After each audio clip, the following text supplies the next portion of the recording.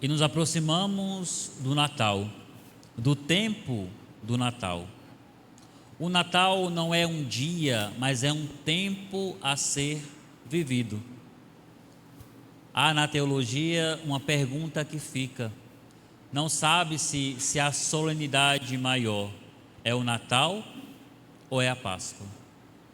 Não se sabe se o que é maior, ele veio porque haveria de morrer e ele só morreu porque ele veio. O Natal é um tempo para ser vivido. E com certeza esses dias vocês escutaram duas frases. A primeira foi: esse ano está passando depressa. Quem escutou isso esses dias? E a outra frase é: nem parece que é Natal. Vocês escutaram isso também? Nem parece que se aproxima o Natal.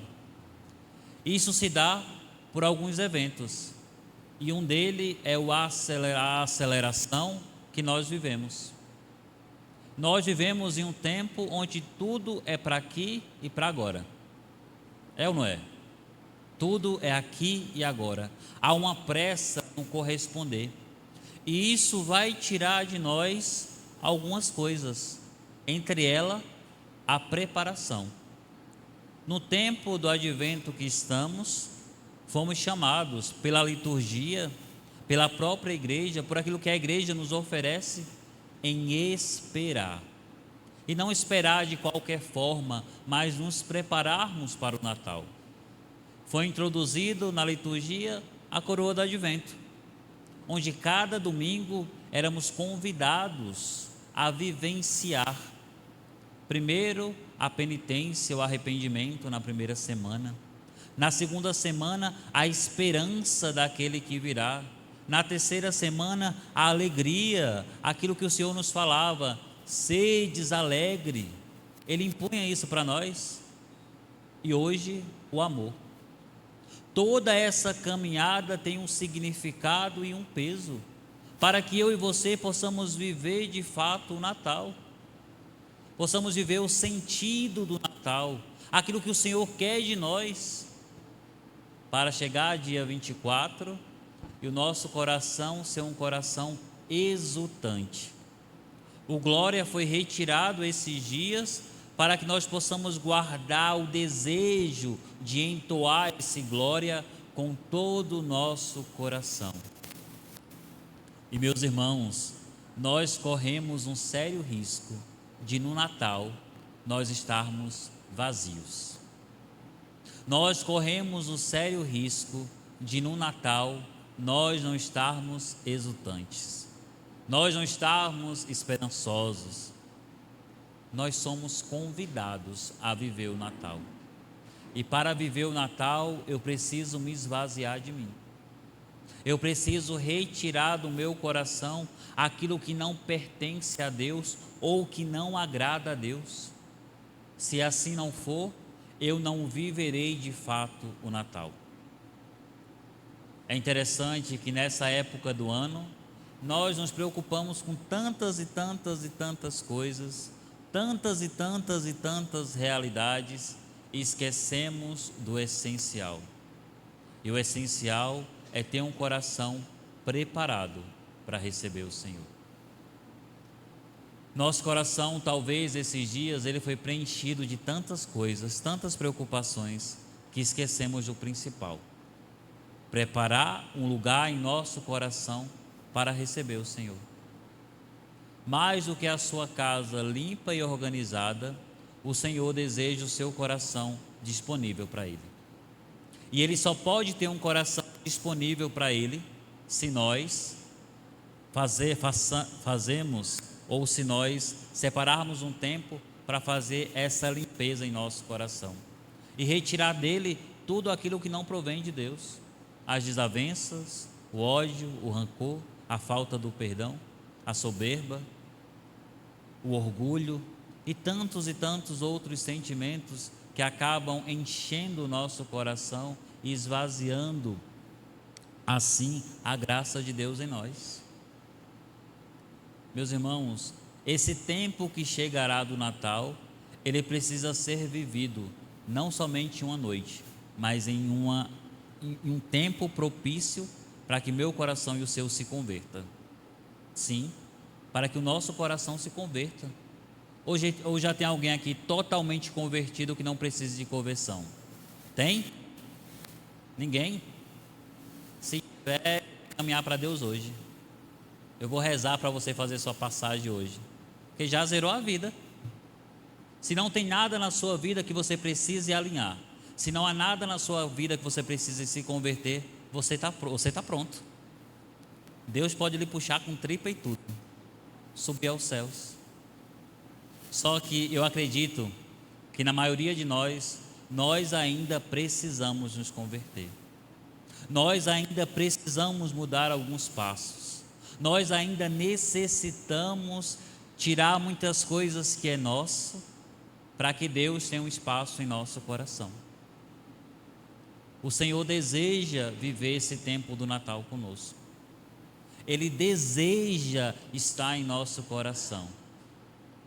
Mas um dos problemas é que Ele é muito educado. E Ele só vai adentrar o meu coração se Ele achar um espaço propício para isso. É interessante que hoje, na liturgia da palavra, parece que acontece uma mágica. Quando o padre faz a oração da coleta, logo em seguida que começa as leituras, parece que nosso cérebro desliga, né? Parece que tudo aquilo que é lido vai entrando por um ouvido, saindo pelo outro. Aí eu vou pensando naquilo que eu tenho que fazer amanhã, eu vou pensando nessa situação que eu tenho que resolver, e eu vou pensando nessa outra coisa que eu tenho que fazer, e eu estou em todos os lugares, exceto aqui. Eu estou em todas as situações, exceto aqui. Eu estou até no futuro ou no passado, mas exceto aqui. E o Senhor nos convida a estar, a viver, a vivenciar aquilo que Ele nos pede. Ainda há tempo de nós vivenciarmos o Natal perfeito. Para isso, aproveitemos o restinho desse advento, para de fato preparar o nosso coração para o Messias que vai chegar. Que o nosso coração seja essa manjedoura. Muitas vezes ainda precise de uma reforma, precise de uma limpeza, mas é o que temos hoje a oferecer ao Senhor. Convide o Senhor a fazer morada em seu coração. Convide o Senhor a habitar no seu coração. Que não seja você a falar, mas seja o Senhor. Que não seja as suas ações, mas seja o Senhor. No Evangelho de hoje, nós escutamos que ele está totalmente unido à primeira leitura da profecia da Virgem que daria a luz ao Salvador, e também na segunda leitura de hoje, algo muito interessante nós ouvimos, que pela carne o Senhor receberá a descendência de Davi. E olha só que interessante, São José, ele não foi escolhido à toa, não foi de qualquer jeito, não foi porque ele era apenas esposo de Nossa Senhora, ou estava caminhando para o casamento, na verdade. Ele foi escolhido por Deus. A descendência de Davi não é dada por Nossa Senhora, mas é dada por São José. O nome Jesus não foi dado por Nossa Senhora, mas foi dado por José. O Senhor tinha um plano salvífico na vida de José, como Ele tem na vida de cada um de nós. E para isso é preciso vivenciar aquilo que a segunda leitura nos traz, de exercermos o nosso papel enquanto batizado. Quem aqui é batizado, levanta a mão. Amém. Quem aqui é padrinho ou madrinha de batismo, levanta a mão. Você tem cumprido a sua missão enquanto batizado? Ou melhor, você sabe qual é a sua missão enquanto batizado? Sim ou não? Dá uma vergonhinha, né? A nossa missão enquanto batizado é evangelizar, tornar Jesus Cristo conhecido e amado. Ah, padre, mas eu não sei falar bem, eu não sei pregar bem, eu não entendo muito da palavra, eu não sei muito. E olha que interessante, o Senhor convida a você exercer o seu papel de batizado, a começar pela sua casa, pela sua família. O que impressiona mais ou o que toca mais? É aquilo que é falado ou aquilo que é vivido? É uma pergunta. Aquilo que é falado ou aquilo que é vivido impressiona mais? Toca mais o coração? Vou mudar a palavra que vocês não estão entendendo. Aquilo que é dito ou aquilo que é exemplificado com a vida? Aquilo que é exemplificado, né? O exemplo arrasta, não é mesmo?